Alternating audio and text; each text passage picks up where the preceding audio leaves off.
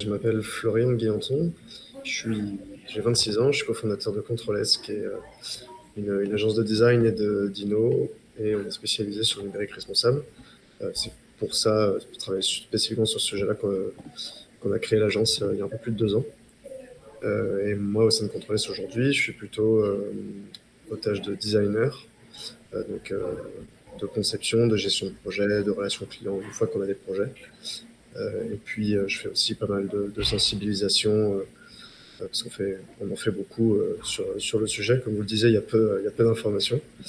Donc c'est une bonne part de ce qu'on fait. Et je suis aussi enseignant à part ça à Sciences Po à Paris et à Strat.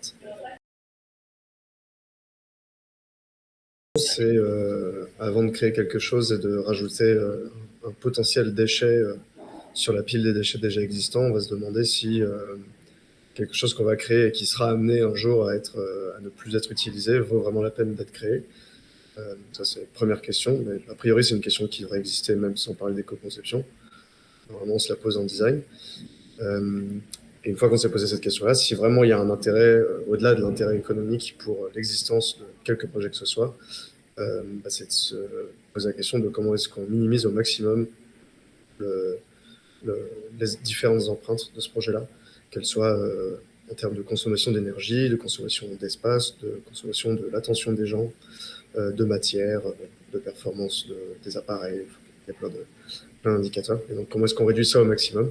Et aussi, comment est-ce qu'on approche la question de ce projet dans une logique de cycle de vie pour penser à toutes les phases du projet, donc la création, l'utilisation et aussi la fin de vie, qui actuellement est assez peu réfléchie. C'est un peu un impensé dans le numérique. Déjà, ça dépend de la posture, enfin, du métier duquel vous parlez. Parce que au sens large, disons un horizon un peu global, les questions sont les mêmes, c'est tout ce que j'ai évoqué à l'instant. Est-ce que le truc qu'on est en train de produire a vraiment un intérêt? Si oui, il a un intérêt pour qui? Est-ce qu'il est uniquement justifié par une logique commerciale et de vente? Ou est-ce que ça répond à un besoin? À quel type de besoin ça répond? Est-ce que ça répond à un besoin qui est généré par un autre service avant qui est mal foutu? Ou est-ce que ça répond à un besoin est-ce que ça répond à un besoin social, on va dire, ou est-ce que ça répond à un besoin physiologique? Il y a différentes manières d'aborder ça. Donc déjà là, on peut un petit peu avoir une hiérarchisation du niveau d'importance du projet, on va dire. Même si dans les faits, c'est pas facile. Hein, parce que si un client qui vient nous voir en nous disant on veut faire tel type de projet, nous, c'est un peu... on le dit, mais c'est difficile de dire tout de suite d'emblée, ça sert à rien, quoi. Voilà, c'est important de bien se questionner toujours en premier lieu la question de l'usage et de l'intérêt euh, et du besoin auquel ça répond. Je pense, en fait, la plus grosse difficulté, elle est là, puisqu'une fois qu'on a fait ça, derrière, dans les logique de conception, euh, si vous êtes un chef de projet, une chef de projet, bah, là, l'idée, ça va être être capable de mettre en place des indicateurs dès le début qui vont permettre donc de réduire l'empreinte du projet une fois qu'on s'est dit OK, on y va, ça vaut le coup qu'on le fasse. Donc ça implique de vraiment bien comprendre comment, de bien avoir en tête les logiques de climat, de biodiversité, de mutation écologique. Bon, ça, il n'y a pas de checklist magique. Hein. C'est du temps, d'apprentissage, de la familiarisation.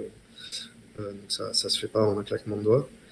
Et ensuite, si vous êtes designer, bah, c'est plutôt sur vraiment après la question de parcours utilisateur, comment est-ce qu'on retient le moins possible les gens sur notre service. En fait, comment est-ce qu'on exploite au minimum leur attention. Alors évidemment, il y a des services qui sont construits sur l'exact opposé, des plateformes de streaming que je n'aimerais pas, par exemple, mais qui, elles, ont tout intérêt à garder les gens le plus longtemps possible. Bon, ça, dans une logique d'éco-conception, Netflix n'existe pas qu'il existe aujourd'hui. C'est valable pour plein d'autres. Je prends cet exemple-là, c'est valable pour plein d'autres plateformes. Euh, donc voilà, il y a ça. Comment est-ce qu'on évite de prendre des utilisateurs pour des idiots? Comment est-ce qu'on évite de trop les nudger pour les faire acheter des choses qu'ils ne voulaient pas acheter à la base, par exemple? Typiquement, ça c'est le cas sur tous les sites e-commerce. Le cross-selling, ça s'appelle. C'est une pratique qui vient du marketing. Sauf que c'est bien enrobé sous une interface alléchante, c'est-à-dire, je voulais acheter une coque de téléphone, je voulais acheter ça au début, j'ai un besoin très précis.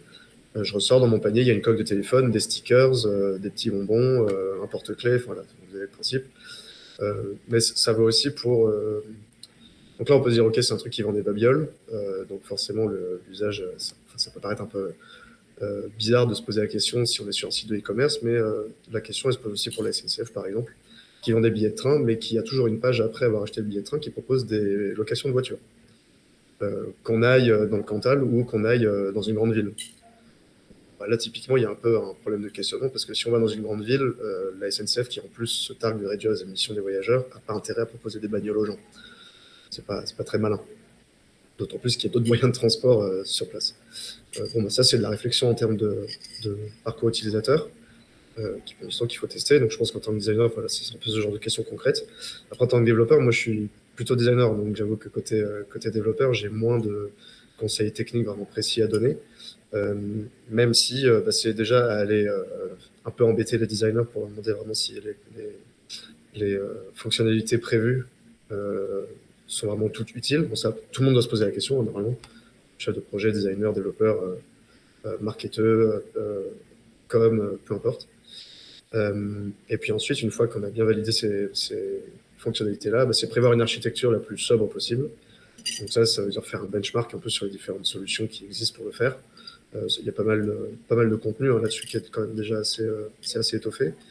Et puis, faire vous en doutez, faire du code propre, utiliser des librairies qui ne sont pas trop lourdes, éviter de faire appel à des librairies entières quand on a besoin de quelques fonctions ou de quelques fonctionnalités précises. Voilà. Enfin, en gros, la question, c'est toujours de se poser, en fonction de son métier, comment est-ce qu'on taille dans le gras au maximum. Donc, si on veut résumer très trivialement, c'est ça l'idée. En sachant que la plus grosse négo, en fait, c'est que ce soit en projet intégré, donc je sais pas, en bossant dans une grande boîte qui met à disposition, je sais pas, en bossant pour Booking ou pour Uber ou pour Airbnb ou pour Renault, peu importe, ou en bossant en tant qu'agence. Donc en intégré, ça va être par rapport au manager et au chef de projet, en agence, ça va être par rapport au client. Le truc le plus difficile, c'est toujours la négociation avec cette personne en face qui, elle, a des objectifs de rentabilité. Ça dépend déjà beaucoup des clients. On a eu la chance de pouvoir, jusqu'ici, travailler plutôt avec des clients qui venaient pour le sujet de conception. Ça fait une négociation quotidienne en moins déjà, mais clairement, on sait bien que c'est pas le cas partout et que c'est pas acquis partout. Et ça, que ce soit en tant que designer ou chef de projet ou développeur, peu importe, en fait, c'est clair que ça pour le coup, c'est vraiment un combat quotidien, quoi. Enfin, un combat, c'est entre guillemets, évidemment, mais voilà, c'est de la négociation quotidienne. Une fois que ça s'est passé, la question, c'est d'arriver à traduire un petit peu ces grands enjeux en problématiques très précises. Jusqu'ici, c'est un petit peu ce que je disais tout à l'heure, hein, c'est comment sur des parcours d'usagers et puis derrière sur un prototype sur Figma, par exemple, qu'on va faire, comment est-ce qu'on applique un peu ces grands principes-là, qui existent déjà hein, dans quelques référentiels. On a participé à un référentiel qui s'appelle l'AFNOR-SPEC, donc qui est une pré-norme pour l'instant qui est à l'échelle française, donc on n'est pas les seuls, il y a eu beaucoup de participants, une vingtaine d'entités je crois, donc vous pouvez trouver, hein, qui pose plein de questions en fait sur un projet numérique, voilà les questions à se poser, à quel moment.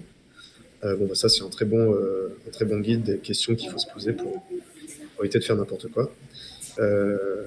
Et ça derrière, c'est à la jugeote hein, de comment est-ce qu'on applique ça dans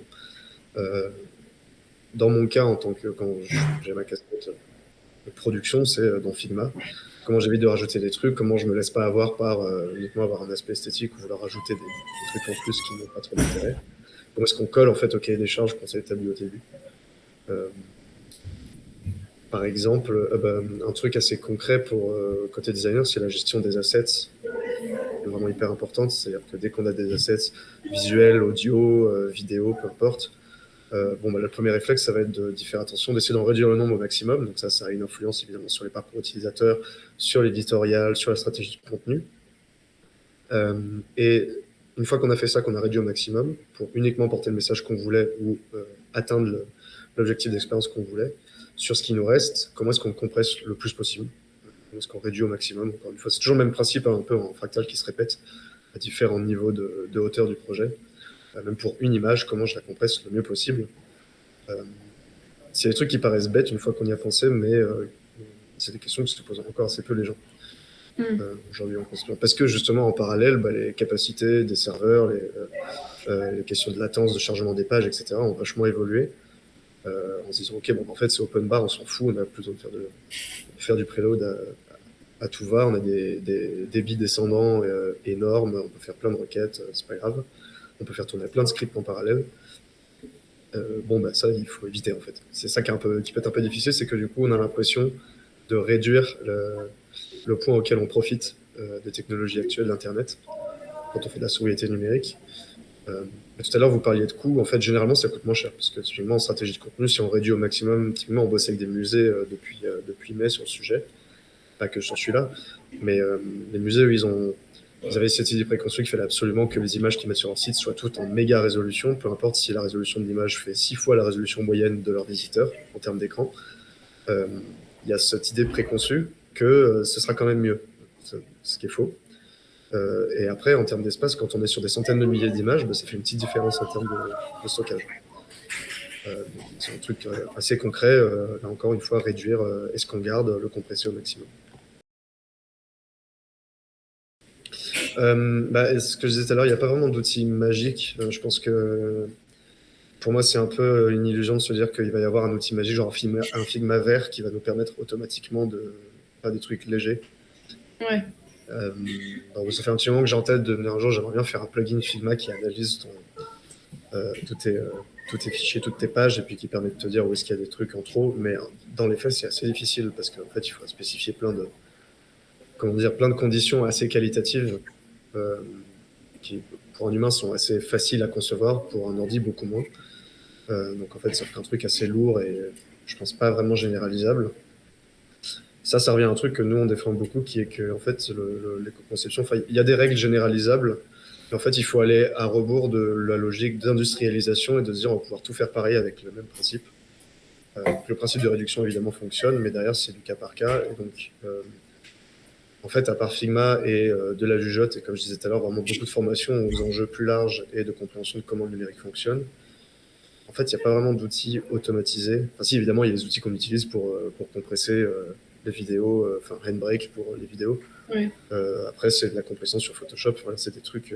On utilise des outils existants, très clairement.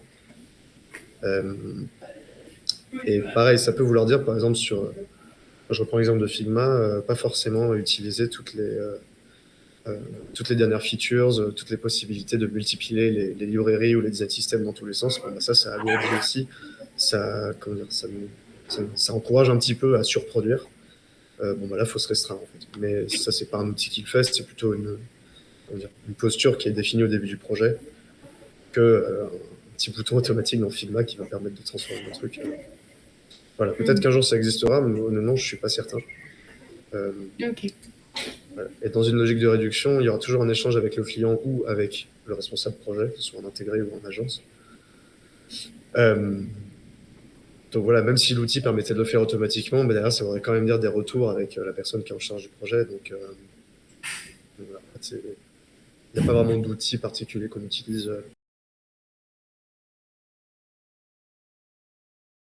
Ce sont des choses. Alors, je suis pas du tout spécialiste du SEO. Typiquement, pour moi, c'est un peu un symptôme d'un Internet qui allait trop loin, c'est d'avoir un métier spécialisé sur apparaître en premier dans la barre de recherche d'un acteur quasiment monopolistique. Je trouve ça vraiment bizarre. Enfin, économiquement, c'est quand même un truc qui n'a pas beaucoup de sens. Finalement, ça devait être des petits relents nostalgiques, même si je ne l'ai pas trop connu, mais de l'Internet trié à la main. Si Yahoo n'avait pas disparu et que Google n'était pas trop apparu et que Internet était encore trié à la main, on aurait peut-être vachement moins de sites. Peut-être qu'Internet pèserait moins lourd, parce que de toute façon, on n'aurait pas la capacité de tous les trier. Mais non, mais ça mis à part, j'avoue que, nous, typiquement, quand on a fait notre premier site, et là, quand on l'a refait, le SEO marche bien parce que on a fait hyper gaffe à notre wording sur le site, qu'il est très léger, on a très peu de scripts, on met pas de cookies.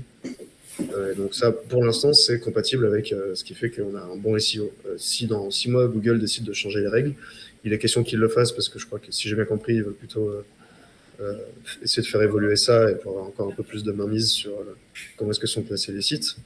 En fait, ça peut changer du jour au lendemain. Ouais. Donc, Typiquement pour moi, c'est un sujet difficile hein, parce que c'est important de se retrouver au premier rang en SEO. Et en même temps, nous, on n'a pas trop d'inbound par notre site. Mais pour des sites qui ont absolument besoin, enfin, qui font tout leur business à partir d'Internet, je comprends que ce soit problématique. Nous, typiquement, on n'intervient pas dessus. Donc, pour l'instant, c'est compatible d'avoir un site très sobre et ça fait un bon SEO, mais si ça se trouve, un jour, ça changera.